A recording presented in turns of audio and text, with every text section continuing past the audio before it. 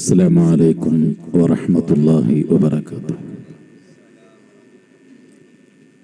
بسم الله والحمد لله والصلاة والسلام على سيدنا محمد وآله وصحبه أجمعين. يا سادة البدر السلام عليكم، نرجو الغياث ونحتمي بحماكم. ഏറ്റവും സ്നേഹ ബഹുമാനം നിറഞ്ഞ ഈ മഹത്തായ സദസ്സിന്റെ നേതൃത്വം മുഹീദ്ദീൻ കുട്ടി ഉസ്താദ് അവറുകൾ, മറ്റു ഉസ്താദുമാർ, കാരണവന്മാർ, പ്രിയപ്പെട്ട സഹോദര സഹോദരിമാർ,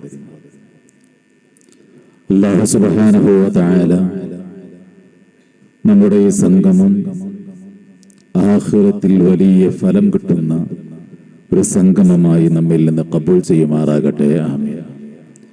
നീറുന്ന ഒരുപാട് പ്രശ്നങ്ങൾ, പ്രയാസങ്ങൾ പേറുന്ന ആളുകൾ, അതിൽ നിന്ന് സലാമത്ത് കിട്ടാൻ വേണ്ടി ഈ മഹത്തായ ദുആ മജ്ലിസിൽ പങ്കെടുത്തവരുണ്ട്.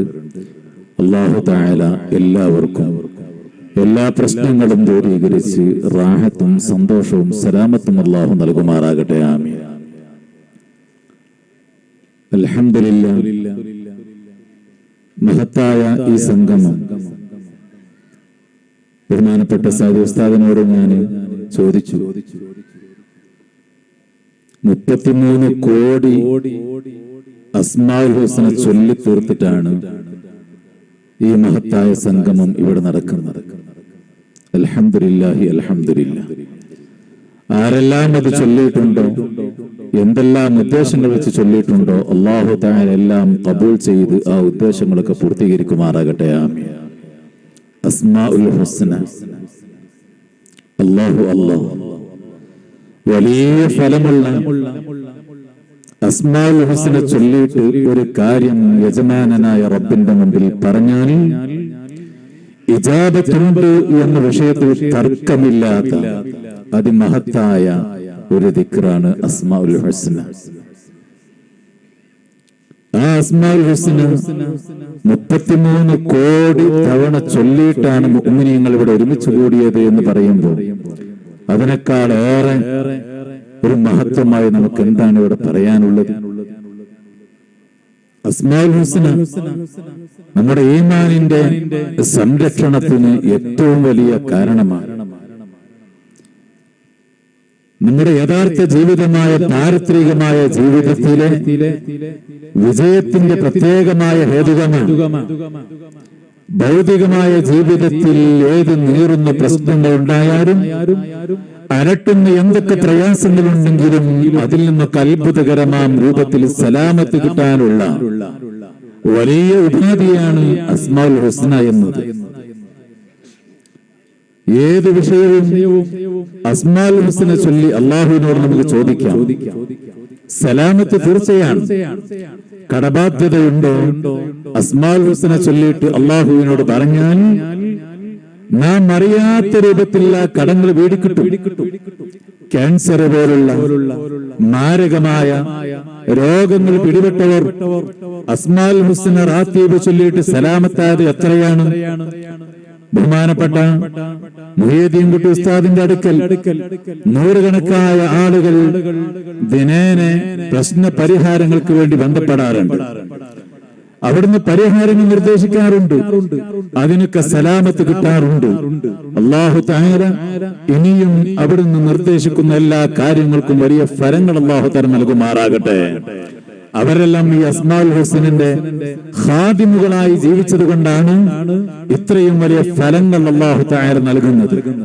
എത്ര ആളുകളാണ് സിഹ്ർ ബാധിച്ച് ശൈത്താനിയായ ശല്യത്തിൽപ്പെട്ട് ബഹുമാനപ്പെട്ട ഉസ്താദ് അവറുകളെ സമീപിക്കുമ്പോ അവിടുന്ന് നിർദ്ദേശിക്കുന്ന മന്ത്രങ്ങൾ ചൊല്ലിയിട്ട് അതിൽ നിന്നൊക്കെ സലാമത്താകുന്ന എത്രയെത്ര അനുഭവങ്ങൾ. അല്ലാഹു തആല എല്ലാവരെയും എല്ലാ പ്രയാസത്തിൽ നിന്നും രക്ഷപ്പെടുത്തുമാറാകട്ടെ. മലപ്പുറം ജില്ലയിൽ ഒരു വലിയ പണ്ഡിതൻ അദ്ദേഹം പറയുകയുണ്ടായി, ഒരു സമയത്ത്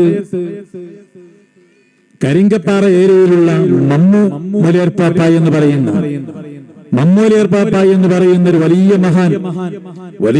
മഹാനാണ്. ദിക്റുകൾ ചൊല്ലി ചൊല്ലി അതിൽ ആനന്ദം കണ്ടെത്തിയ മഹാൻ. തന്റെ വീട്ടുവളപ്പിൽ തന്നെ ചെറിയൊരു പള്ളി ഉണ്ടാക്കി തന്റെ വീട്ടിൽ നിന്ന് ആ പള്ളിയിലേക്ക് ഒരു കയറ് കെട്ടിയിട്ട് നടക്കാൻ കഴിയാതിരിക്കുമ്പോൾ ആ കയറിൽ പിടിച്ച് ദിനേന പള്ളിയിലേക്ക് ജമാഅത്തിന് വേണ്ടി പോയിരുന്ന ബഹുമാനപ്പെട്ട മമ്മൂലിയാർ പാപ്പ, അദ്ദേഹത്തിന്റെ അടുക്കലേക്ക് ഈ ഉസ്താദ് ചെല്ലുകയുണ്ടായി. ഉസ്താദിന്റെ അടുക്കൽ ഇജാസത്ത് വാങ്ങാൻ വേണ്ടി കിതാബിന്റെ മുതാലഅക്കുള്ള ഇജാസത്തിന് വേണ്ടിയാ സമീപിച്ചത്. ബഹുമാനപ്പെട്ടവർ മമ്മൂലിയാർ പാപ്പയുടെ മുമ്പിൽ എത്തിയപ്പോൾ തന്നെ ഒന്നും പറയാതെ മുഖത്തേക്ക് ഇങ്ങനെ നോക്കിയിട്ട് പറഞ്ഞു, മോൻക്ക് ഒരുപാട് കടങ്ങൾ ഉണ്ട് അല്ലേ, കടബാധ്യത ഒരുപാട് ഉണ്ട് അല്ലേ? ബഹുമാനപ്പെട്ടവർ പറഞ്ഞു, അതെ, ഒരുപാട് കടബാധ്യതയുണ്ട്. കുറച്ചു സമയം മൗനിയായി പിന്നെയും തന്റെ മുഖത്തേക്ക് നോക്കി പറയുന്നു, ഈ കടബാധ്യതകൾ മുഴുവനും വന്നത് തന്റെ ഉമ്മക്കും ഉപ്പക്കും വേണ്ടി ചെലവാക്കിയത് കൊണ്ടാണ് അല്ലേ? അതെ. അങ്ങനെ വിഷയങ്ങൾ ഒരുപാട് പറഞ്ഞു. ബഹുമാനപ്പെട്ടവരോട് പറഞ്ഞു, നിങ്ങളുടെ കടബാധ്യതകൾ തീരും, കടബാധ്യതയിൽ നിന്ന് രക്ഷപ്പെടും. ഒരു ബാധ്യതയും സാമ്പത്തികമായി നിങ്ങൾക്കുണ്ടാവുകയില്ല. നിങ്ങൾ ചെയ്യേണ്ടതെന്ത്? ബഹുമാനപ്പെട്ട മമ്മൂലിയാർ പാപ്പ ആ ഉസ്താദിനോട് നിർദ്ദേശിക്കുന്നത്, നിങ്ങൾ രാത്രി തഹജ്ജുദ് നിസ്കാരത്തിന് വേണ്ടി എണീറ്റിട്ട് വുളൂ ചെയ്ത് തഹജ്ജുദ് നിസ്കാരം കഴിഞ്ഞു ആ ഇരുത്തത്തിലിരുന്ന് അസ്മാഉൽ ഹുസ്ന നിങ്ങൾ ചൊല്ലണം. അസ്മാഉൽ ഹുസ്ന ചൊല്ലണം. അസ്മാഉൽ ഹുസ്ന ചൊല്ലി കഴിഞ്ഞിട്ട് നിങ്ങൾ ദുആ ചെയ്യണം. അല്ലാഹുമ്മ യാ ഫാരിജൽ ഹം വയാ കാശിഫൽ ഗം യാ മുജീബ ദഅവത്തിൽ മുൽതഹീൻ റഹ്മാൻ الدنيا والآخرة ورحيمهما أنت ترحمنا فارحمنا برحمة تغنينا بها الرحمة من سواك. ഈ ദുആ 3 തവണ നിങ്ങൾ ചൊല്ലണം.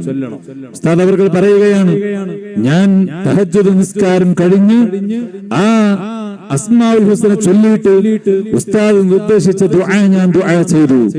അൽഹംദുലില്ലാഹ്, അത് വൈകാതെ വിദൂരമല്ലാതെ വളരെ പെട്ടെന്ന് ഞാൻ അറിയാത്ത വഴിയിൽ എന്റെ കടങ്ങൾ മുഴുവനും തീർന്നു.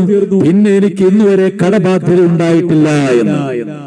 നമ്മുടെ കടബാധ്യത തീരാൻ അസ്മാഉൽ ഹുസ്ന എമ്പാടും മതി.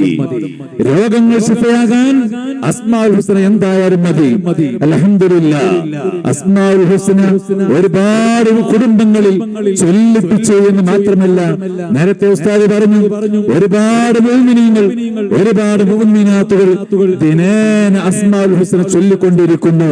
അത് ജീവിതത്തിൽ സ്ഥിരമായി ചൊല്ലാൻ, പതിവായി ചൊല്ലാൻ നമുക്കെല്ലാവർക്കും അല്ലാഹു തആല തൗഫീഖ് നൽകുമാറാകട്ടെ. ഓ പ്രിയമുള്ളവരെ, അസ്മാഉൽ ഹുസ്ന ചൊല്ലാൻ വളരെ കുറഞ്ഞ സമയമേ വേണ്ടൂ. അത് ദിനേന ചൊല്ലിയാൽ എപ്പോഴെങ്കിലും ഒരു ദിവസം 100 200 ചൊല്ലുന്നതിനേക്കാൾ ദിനേന ഓരോ തവണയാണെങ്കിലും ചൊല്ലുന്നത് അതാണ് ഏറ്റവും നല്ലത്. ഖൈറുൽ അഅമാലി മാ ദാവമ അലൈഹി, സ്ഥിരമായി ചെയ്യുന്ന കാര്യങ്ങൾക്കാണ് ഏറ്റവും ഫലമുള്ളത്. ഇൻഷാ അല്ലാഹ് നമ്മുടെ ജീവിതത്തിൽ അത്തരം നല്ല സംരംഭങ്ങളൊക്കെ പകർത്തുവാനും നിലനിർത്തുവാനുമുള്ള ഒരു അവസരമുണ്ടാകണം. അല്ലാഹു അതിന് തൗഫീഖ് നൽകട്ടെ എന്ന് മാത്രം ദുആ ചെയ്തു നീട്ടി സംസാരിക്കേണ്ട വേദിയല്ലാത്തത് കൊണ്ട് ചുരുക്കുന്നു. എല്ലാവരോടും ദുആ വസിയത്തോടെ വആഖിറു ദഅവാനാ അൽഹംദുലില്ലാഹി റബ്ബിൽ ആലമീൻ. അസ്സലാമു അലൈക്കും വറഹ്മത്തുള്ളാഹി വബറകാതുഹു.